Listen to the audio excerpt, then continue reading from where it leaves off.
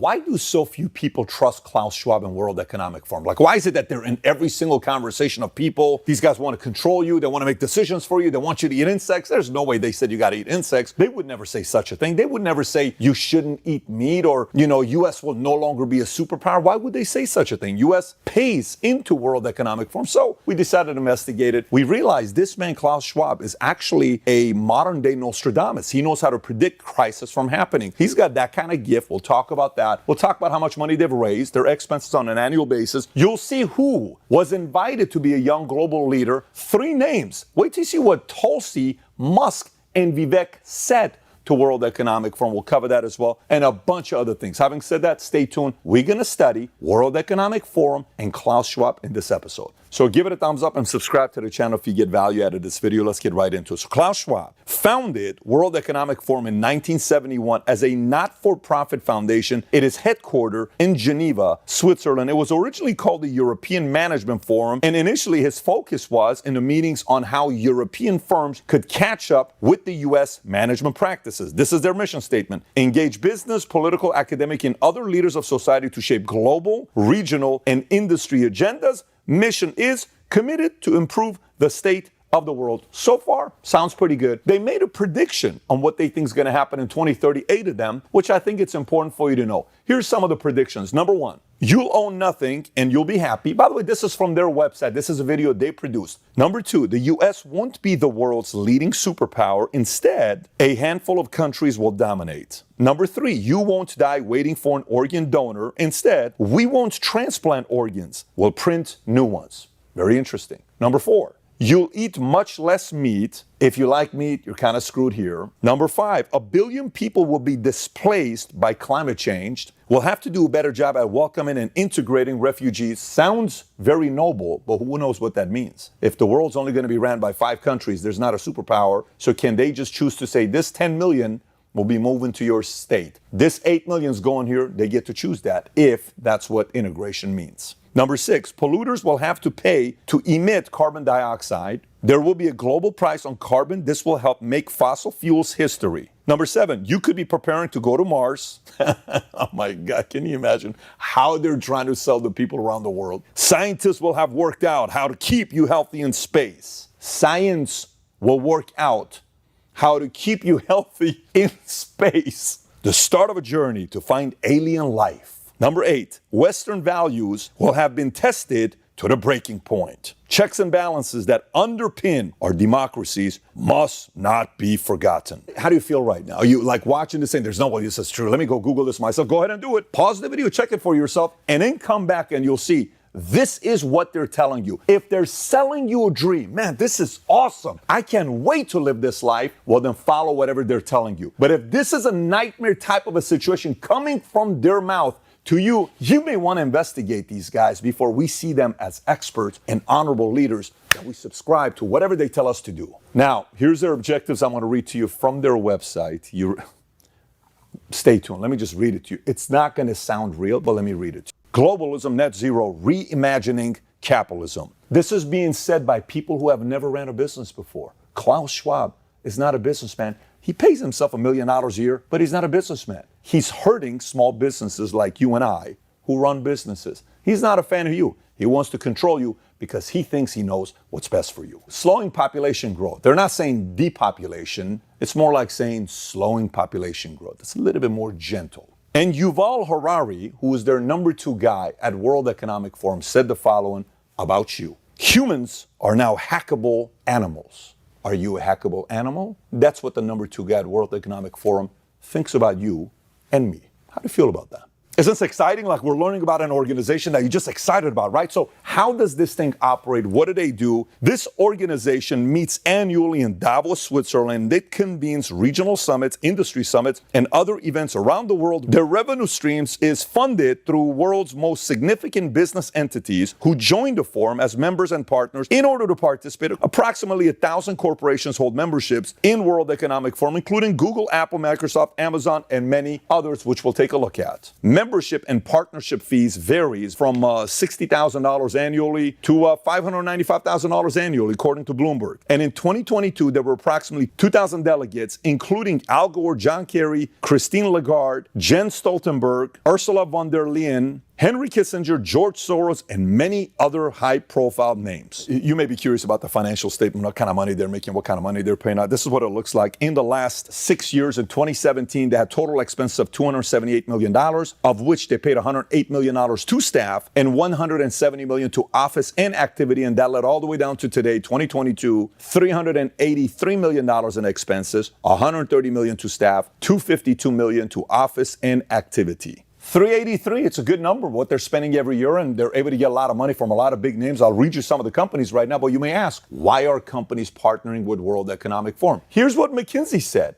on what the benefits are to join World Economic Forum. WF partners with many international organizations and corporations to run projects addressing global concerns. This year, collaborations are focused on pursuing a net zero pathway, nurturing resilience, reimagining globalization, and supporting diversity, equity, and inclusion, which is DEI, in every part of society.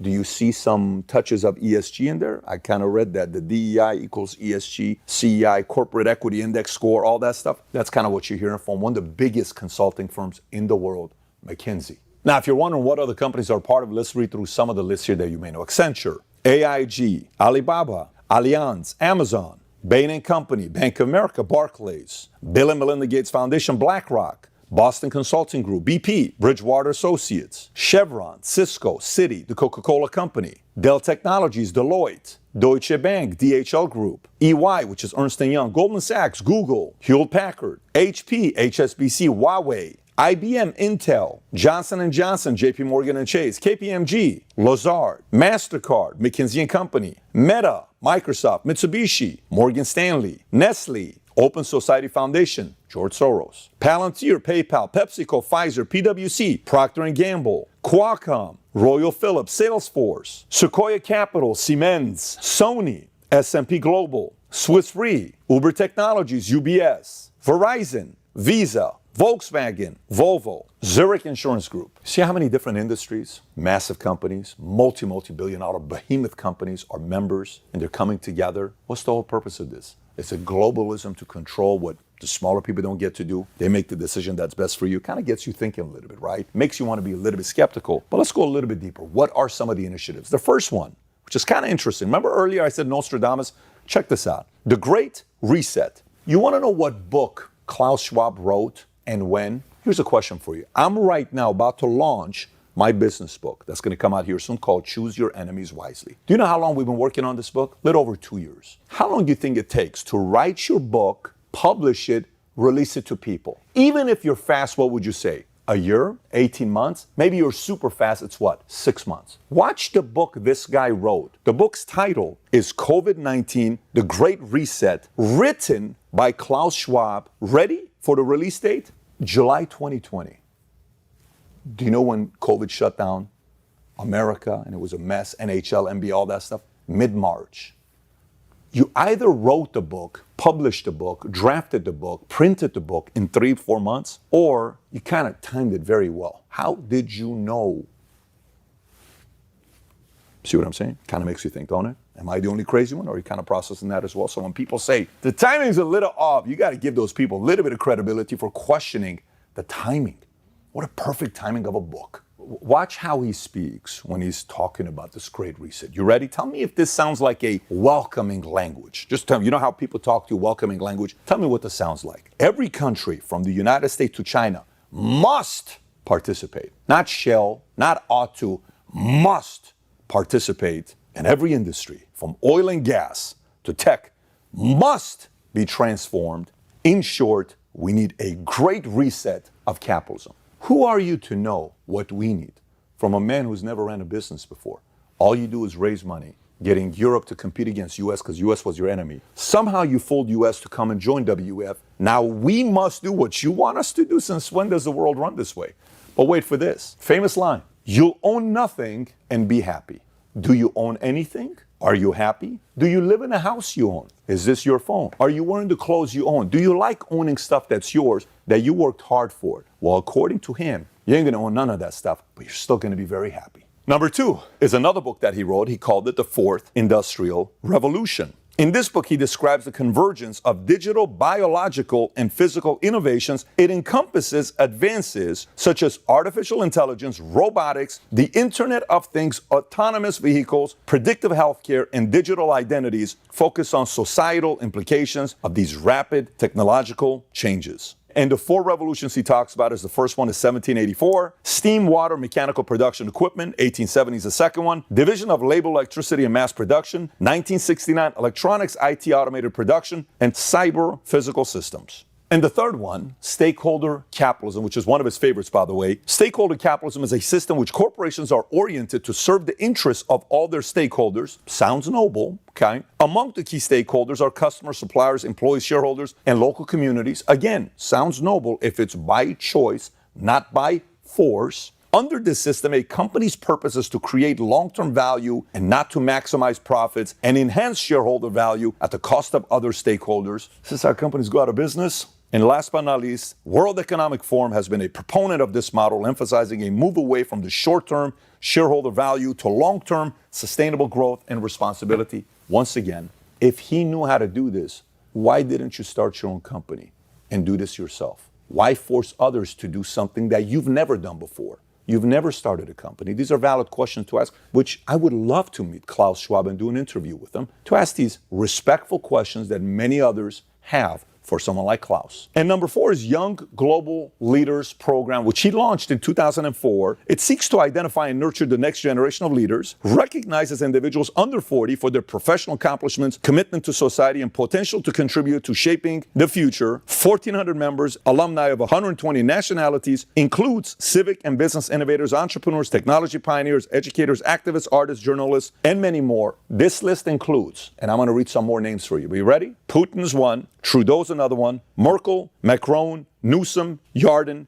and many others. And by the way, they divided by different industries. Let me read you some other names that you may know. Pete Buttigieg, Chelsea Clinton. I know her husband is a friend, okay, a friendly podcast guest we've had before. Nikki Haley, Adam Kinzinger, Jonathan Soros, son of George Soros, Lawrence Summers, Paul Krugman. In the media space, Fareed Zakaria, Anderson Cooper, Sanjay Gupta, Andrew Ross Sorkin, Thomas Friedman, George Stephanopoulos, Lachlan Murdoch, Maria Bartiromo. Now here's for technology and social media. Bill Gates, Steve Ballmer, Bezos, Sergey Brin and Larry Page, Eric Schmidt, Peter Thiel, Mark Zuckerberg, Sheryl Sandberg. From Great Britain, Tony Blair, Niall Ferguson, Charles Allen. Remember how I told you Tulsi, Musk, and Vivek? All 3 were nominated, but they said, not interested. We're okay. You don't need to recognize us. Thank you, but thank you. So again, you pick and choose. You may be watching the same. I want to get nominated for this. Great, you can go get nominated for this guy. But you may say, I don't really want to get nominated. Well, here's what some people who said good things about him said, and here's what some people said bad things about World Economic Forum.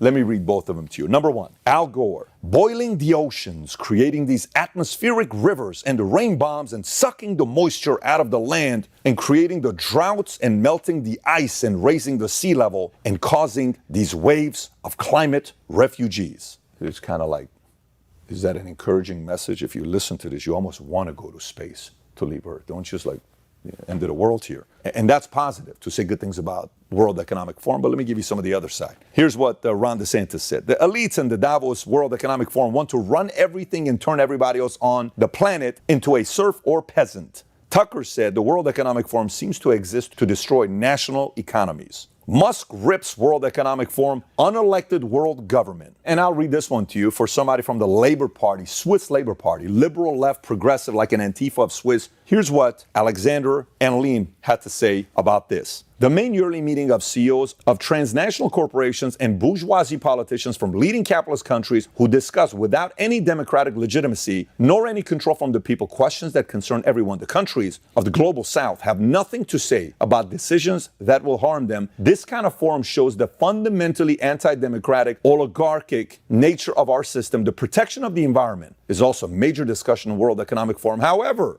every year, 1,000 private jets fly to Davos, which is equal to the pollution emitted by 300,000 cars altogether. Man, they really care about this climate change stuff and protecting it for you and I. So how excited are you right now? Are you still saying, well, Pat, this is a little crazy. Come on, man. You guys are overselling it. No problem. You ever had insects? Have you ever eaten insects? Well, I'm going to read this to you from their website. just a year ago, February 2022, 5 reasons why eating insects could reduce climate change. Not private jets.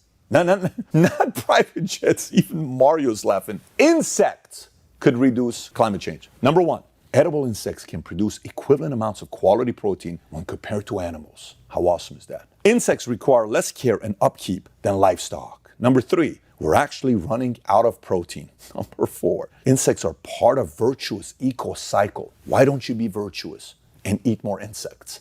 And number 5, you can start small and work your way up. It's just, why would you not want to eat insects? Isn't this noble? Doesn't it get you emotional thinking about how much they care about us? Who cares about you as much as they do? Who else makes you eat insects to live a healthier life? Eco. Who else makes you do that? Noble people at World Economic Forum. Look, I got to tell you, I like talking to everybody, and I give everybody the benefit of the doubt. I'm telling you, I would love to talk to Klaus Schwab sincerely. I would love to fly out to Geneva to sit down and talk to this guy, wherever he lives. I'd love to go to his place and have a conversation with him. Klaus, this doesn't make any sense. There is no selling the dream. Everything is force, must, you better, all of this. That's just not the American way. And I feel you don't like the American way because the American way allows for us to choose, free to choose. If somebody wants to eat insects, go for it. Put mayonnaise on it, put mustard, hot sauce, whatever you want to do. But you can't say and fool American people saying, eating insects is good for you. So if you're watching this saying, I don't know, man, I've heard a lot about World Economic Forum. I'm just verifying everything you're saying, Pat. This kind of stuff is adding up. It's kind of weird. Insects, cashless society, carbon tax, social credit score. Do you want to have a social credit score on how you voted, on how you eat? You got, like, your FICA allows you to get a loan to buy a house. Now imagine your social credit score. Which way you going to vote? Hey, do you notice how you want to know? No, we can't give you this. I want more insects. Nope, you voted this way. We're not going to give you. Do you want to have fewer insects? Can you imagine like how crazy it is to think about, like, they dictate what you get based on your social credit score? So, solution. Today, I was talking to Russell Brand on his podcast, and he was asking about all this stuff that's going on with, corporate elites and these capitalists that are doing what they're doing. There's a very big difference between capitalists that are running their small businesses and growing and creating jobs. These guys, controlled by World Economic Forum, are controlling this. So what can you do about it? Number 1, be aware, talk about it, discuss it with your congressman, discuss with your family, publicize it, do your own research, educate everybody around you, and choose what companies you do business with. The way you get to vote in capitalism, which is awesome, is if you don't like what some company does, go support another one that supports the values that you're okay with. That's how you get to vote when it comes down to capitalism. That's why some companies go out of business who refuse to listen to who? The customer. Who's the customer? You. You have the power. We have the power on how we vote with these businesses by the way we spend our money.